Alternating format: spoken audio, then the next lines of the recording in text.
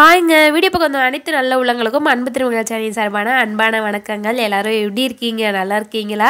கிட்டத்தட்ட 12 நாளுக்கு மேலே ஆயிடுச்சிங்க வீடியோ போட்டு. ஒரு வாரமாக கொஞ்சம் உடம்பு சரியில்லை, சளி பிடிச்சிருந்ததுனால என்னோடய குரலே வரலைங்க. நிறைய பேர் கேட்டிருந்தீங்க. ஒரு ஷார்ட்ஸ் போட்டிருந்தேன், அதில் வாய்ஸை கேட்டுட்டு நிறைய பேர் உடம்பு எப்படி இருக்குது, சரியாயிடுச்சா அப்படின்னு சொல்லி கேட்டிருந்தீங்க. இப்போ பரவாயில்லைங்க, கொஞ்சம் நல்லா இருக்குது. என்னோடய வாய்ஸ் திரும்ப கொஞ்சம் கிடைச்ச மாதிரி இருக்குதுங்க. இனிமே தொடர்ந்து வீடியோ போட ட்ரை பண்ணுறேங்க. இந்த பதிவு பார்த்திங்கன்னா ஒரு சமையல் பதிவு தாங்க. எங்கள் வீட்டு ஸ்டைலில் எப்படி வாழைப்பூவை பெரட்டுவோம் அப்படிங்கிறத உங்கள் கூட ஷேர் பண்ணிக்கிறேங்க. அதுக்கு ஃபஸ்ட்டு நமக்கு வாழைப்பூ வேணும் இல்லைங்களா? நம்ம வீட்டு பக்கத்தில் ஒரு ஃப்ளாட் இருக்குது. நம்ம இருக்கிறதும் ஒரு ஃப்ளாட்டாக வாங்கி கட்டின வீடு தாங்க. நம்ம வீட்டு பக்கத்தில் ஒரு எம்டியாக இருந்தது. அதில் பார்த்திங்கன்னா அந்த ஃப்ளாட்காரங்க வாழை மரம்லாம் வச்சு விட்ருக்காங்க. அதில் பார்த்திங்கன்னா வாழைப்பூ பூத்துருந்ததுங்க. அவங்களும் ரொம்ப நாளாக பறிப்பாங்க நாங்களும் பார்த்துட்டு இருந்தோம், பறிக்கல. சரி, நான் அவங்கக்கிட்ட கேட்டோம், நாங்கள் பறிச்சுக்குங்கன்னு சொன்னாங்க. அதனால் எட்டி பார்த்தோம், எட்ட முடியலங்க, ஏனியும் இல்லை. அதனால் வீட்டில் சேர் எடுத்துகிட்டு போய் போட்டு நம்ம பறிச்சாச்சிங்க. நல்லா அந்த தார்லேருந்து காயெல்லாம் வெளியே வந்ததுக்கப்புறம் கொஞ்சம் தூரம் கேப் போயிட்டு அதுக்கப்புறம் தாங்க பூ இருக்கும். அந்த டைமில் தான் ஒடிக்கணும்.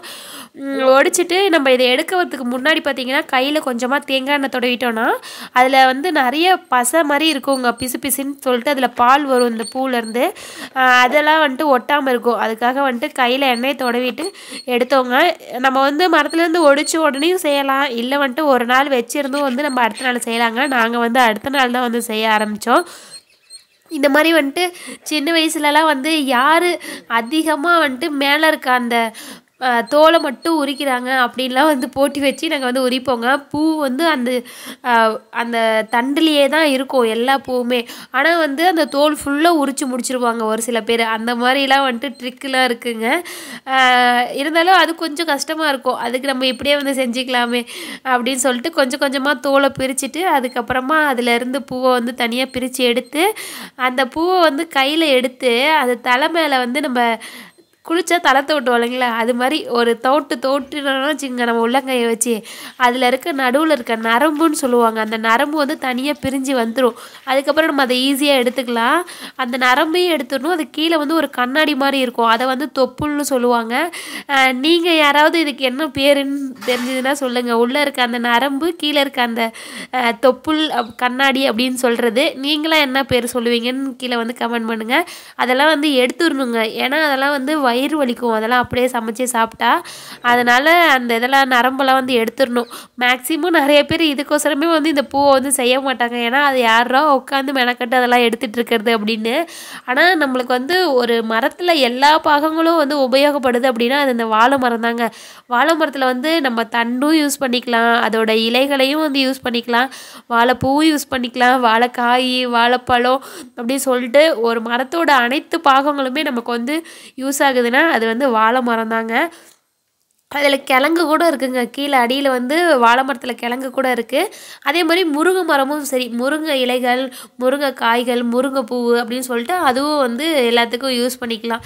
மேக்ஸிமம் வாழை மரம் தாங்க. எந்த பொருளுமே வேஸ்ட் ஆகாது வாழை மரத்தில்.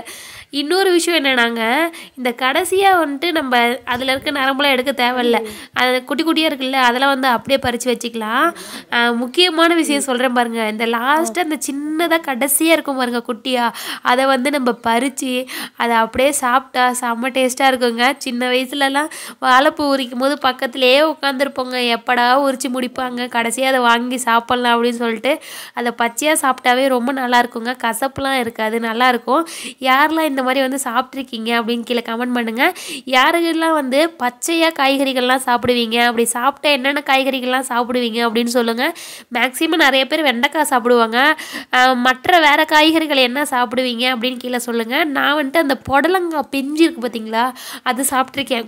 புடலங்காய் ரொம்ப குட்டியாக இருக்கும் போது அந்த பிஞ்சு இருக்குல்ல, அது பார்த்திங்கன்னா கொஞ்சம் வெள்ளரிக்காய் மாதிரியே இருக்கும். ஒரு டைம் நான் 2-3 டைம் நான் சாப்பிட்ருக்கேங்க, நல்லாயிருக்கும். அது மாதிரி நீங்கள் என்ன சாப்பிடுவீங்கன்னு கீழே சொல்லுங்கள். அதாவது பச்சை காய்கறிகள். அதுக்கப்புறம் நம்ம எடுத்து வச்ச பூவெல்லாம் பார்த்திங்கன்னா இந்த மாதிரி சின்ன சின்னதாக அரிஞ்சிக்கணுங்க. அரிஞ்சிட்டு அந்த பூவில் தண்ணி ஊற்றி கொஞ்சமாக உப்பு போட்டு நல்லா பிசைஞ்சி எடுத்துக்கிட்டோம் அப்படின்னா அதில் இருக்க அந்த துவர்ப்பு தன்மை வந்து கொஞ்சம் போயிடுங்க.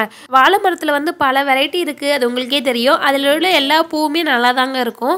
இங்கே பாருங்கள், நம்ம கடைசியாக எடுத்தோடனே அதில் துவர்ப்பு மாதிரி எப்படி தண்ணி கலரே மாறிடுச்சு பார்த்தீங்களா. அதுக்கப்புறமா கொஞ்சமாக வந்து நம்ம பருப்பு வந்து போடுவோம் இல்லைங்களா, குழம்புக்கு போடுவோம்ல பருப்பு, துவரம் பருப்பு, அதை வந்து தண்ணியில் போட்டு நல்லா கழுவிட்டு அதையும் இந்த பூ கூடையே வந்து போட்டு நம்ம வேக வச்சோம் அப்படின்னா டேஸ்ட்டு நல்லா இருக்குங்க. அதுக்காக தான் வந்து கொஞ்சமாக அந்த பருப்பையும் கழுவி போட்டாச்சு. இது கூடவே கொஞ்சமாக வந்து பார்த்திங்கன்னா மஞ்சத்தூள் போட்டுக்கிட்டு கொஞ்சமாக வந்து எண்ணெய் ஊற்றிக்கணும். நீங்கள் வந்து விளக்கெண்ணெய் இருந்தால் விளக்கெண்ணெய் ஊற்றலாம், இல்லை அப்படின்னா நீங்கள் கடலெண்ணெயை ஊற்றி கொஞ்சம் உப்பு போட்டு தண்ணி வந்து அந்த பூ முழுகிற அளவுக்கு வந்து தண்ணி ஊற்றி வச்சிடணுங்க. ரொம்ப கம்மியாக வைக்கக்கூடாது. கொஞ்சம் அந்த பூ முழுகி மேலே வர அளவுக்கு வந்து தண்ணி வச்சுட்டு அடுப்பில் வச்சு நல்லா வேக விடணுங்க. ஒரு 10 நிமிஷம் வந்து வேக விட்டாவே போதும், நல்லா வந்து வெந்துடும். ஏன்னா நம்ம சின்ன சின்னதாக தானே அரிஞ்சிருக்கோம். பாருங்கள், நல்லா வெந்துருச்சு. அதுக்கப்புறம் எடுத்து அதில் இருக்க தண்ணியை வடிகட்டிட்டு பூவை தனியாக வந்து நம்ம எடுத்துக்கணுங்க. ரொம்ப தண்ணி இருக்காதுங்க, ஏன்னா நம்ம கச்சிதமாக வச்சோன்னா கொஞ்சமாக தான் தண்ணி இருக்கும். அதுக்கப்புறமா கொஞ்சம் இஞ்சி பூண்டை வந்து நல்லா இந்த மாதிரி கல்லில் போட்டு நசுக்கி வச்சுட்டோங்க. அதுக்கப்புறம் வடசட்டி வச்சு கொஞ்சம் எண்ணெய் ஊற்றி கொஞ்சம் கடுகு உளுந்த பருப்பை போட்டு, உங்கள்கிட்ட வந்து பச்சை கடலை பருப்பு இருந்ததுன்னா அதுவும் போடலாங்க, நல்லாயிருக்கும். அதுக்கப்புறம் ஒரு வரமிளகாயை 2ஆக கிள்ளி போட்டோங்க. இதுக்கு வந்து வரமிளகாய் தாங்க பெஸ்ட்டு. வரமிளகாய் வந்து 2-3 மிளகாய் கூட போடலாம். அதுக்கப்புறம் இஞ்சி பூண்டு இருக்கு இல்லைங்களா, அதையும் வந்து போட்டு எண்ணெயிலே போட்டு நல்லா வந்து வதக்கி விட்டுட்டு அதுக்கப்புறம் கருவேப்பிலை போட்டால் தாங்க இதை பார்க்கவே நல்லாயிருக்கும். ஏன்னா வந்துட்டு இல்லைன்னா எம்டியாக இருக்க மாதிரி இருக்கும் பொரியலே. கருவேப்பிலை போட்டுட்டு அதுக்கப்புறம் சின்ன வெங்காயம் நல்லா கொஞ்சம் நிறையாவே போட்டால் சூப்பராக இருக்குங்க. போட்டு நல்லா வதக்கி விட்டுட்டு அதுக்கப்புறம் நம்ம வேக வச்சுருக்க பூவை எடுத்து போட்டு கிளறணுங்க நல்லா. இது கூடவே வந்து பருப்பும் நல்லா வெந்துருங்க. பூ வேகும் போதே பருப்பும் சூப்பராக வெந்துடும். அடுப்பை மீடியம் ஃப்ளேமில் வச்சு நல்லா இந்த மாதிரி போட்டு கிளறி விடணுங்க. இந்த டைமில் பார்த்திங்கன்னா கொஞ்சோண்டு மஞ்சத்தூள் போடணும், ஏன்னா அப்போ தான் அந்த பொரியல் பார்க்குறதுக்கு நல்லா கலராக இருக்கும். அதுக்காக தான். உங்களுக்கு வேணாம் அப்படின்னா வந்து ஸ்கிப் பண்ணிடுங்க. மஞ்சத்தூள் போட்டு கிளறினோடையும் கொஞ்சம் உப்பு போடணுங்க. கச்சிதமாக தான் போடணும், ஏன்னா நம்ம வேக வைக்கும் போதே உப்பு போட்டிருக்கோம். அதனால் கொஞ்சமாக போட்டுட்டு சாப்பிட்டு பார்த்துட்டு பத்தலைன்னா போட்டுக்கலாம்.